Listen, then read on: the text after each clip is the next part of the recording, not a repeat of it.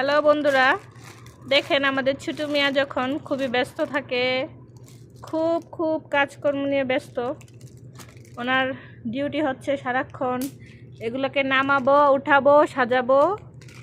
মানে আমার খেলাও হলো আর আমার দুষ্টামি হলো। মাকু ডাক দাও, ডাক দাও। কি সুন্দর ডিজাইনের বল, এগুলা কি জেলি ভিতরে?